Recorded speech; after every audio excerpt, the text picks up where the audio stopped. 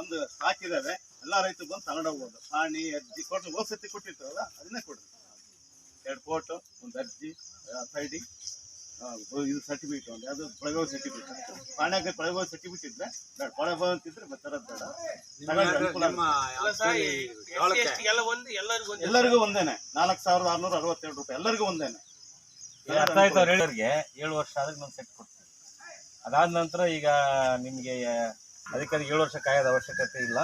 ನೀವು ತಗೊಂಡು 1 ವರ್ಷ ಆಗಲಿ 2 ವರ್ಷ ಆಗಿರಲಿ, ಮತ್ತೆ ನಿಮ್ಗೆ 4 ಎಕರೆ 5 ಎಕರೆ ಜಮೀನು ಇತ್ತಪ್ಪ ಅಂತಂದ್ರೆ ಬಂದಿದೆ, ಇರ್ಲಿಲ್ಲ ಏನಿಲ್ಲ, ಇದೆಲ್ಲ ಲೈಫ್ ಲಾಂಗ್ ಇತ್ತು. ಒಂದ್ಸರಿ ತಗೊಂಡ್ರೆ ಜೀವಿತಾವಧಿ ಕೊಡಬೇಕಂತ ಇತ್ತು. ಈಗ ಅದನ್ನ ಮಾಡಿದ್ರು.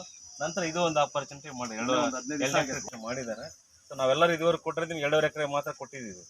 2.5 ಎಕರೆಗಿಂತ ಜಾಸ್ತಿ ನೀರಾವರಿ ಇರ್ತಕ್ಕಂಥ ರೈತರಿಗೆ ಇನ್ನೊಂದು ಎಕರೆ ಅಂದ್ರೆ ಇನ್ನೂ 2.5 ಎಕರೆ ಇದೆ.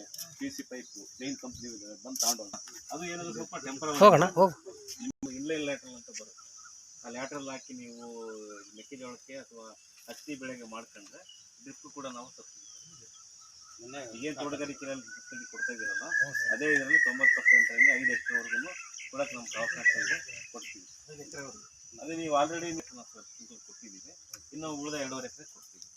ಅಥವಾ ಅದೇ ಜಮೀನು ಇತ್ತು ನಿಮ್ಗೆ ಕೊಡಬೇಕು ಅಂತಂದ್ರೆ 3 ವರ್ಷ ಆದ್ಮೇಲೆ ಅದೇ ಜಮೀನು ಕೊಡ್ತೀವಿ. ನೀವು ಆಲ್ರೆಡಿ ಸ್ಪ್ರಿಂಕ್ಲರ್ ತಗೊಂಡಿದ್ದೀರಪ್ಪ, ನಿಮ್ಮದು 2.5 ಎಕರೆ ಜಮೀನು ಅಂದರೆ ಜೋಳಕ್ಕೆ ಡ್ರಿಪ್ ಮಾಡ್ತೀವಿ ಅಂದರೆ ನೀವು ಸ್ಪ್ರಿಂಕ್ಲರ್ ತಗೊಂಡು 3 ವರ್ಷ ಆಗಿತ್ತು ಅಂದರೆ ಅದಕ್ಕೂ ಡ್ರಿಪ್ ಕೊಡ್ತೀವಿ. ಇಲ್ಲ ಹೊಸದಾಗಿ ಪೂರ್ತಿಯಾಗಿ ನೀವು ಬೋರ್ವೆಲ್ ಹಾಕ್ಸಿ ಮೆಕ್ಕೆಜೋಳ ಹತ್ತಿಗೆ ಡ್ರಿಪ್ ಮಾಡ್ಕೊಳ್ತಿದ್ದೀರಂದರೆ ಕೊಡ್ತೀವಿ. ಅದಕ್ಕೆ ಸಂಪೂರ್ಣವಾಗಿ ಅದರಲ್ಲಿ ನೀವು ಭೂಮಿ ಒಳಗಡೆ ಪೈಪ್ಗಳು ಹಾಕಬೇಕು, ಮೈನ್ ಲೈನ್ ಪೈಪು. ಆ ನಂತರ ಅಲ್ಲಿಂದ ಟೇಕ್ ಆಫ್ ತಗೊಂಡು ಇಂಡಿಯನ್ ಲ್ಯಾಟ್ರಲ್ಗಳು ಅಂತ ಹಾಕ್ತಾರೆ, ಆ ಲ್ಯಾಟ್ರಲ್ಗಳು ಹಾಕಬೇಕು. ಆಮೇಲೆ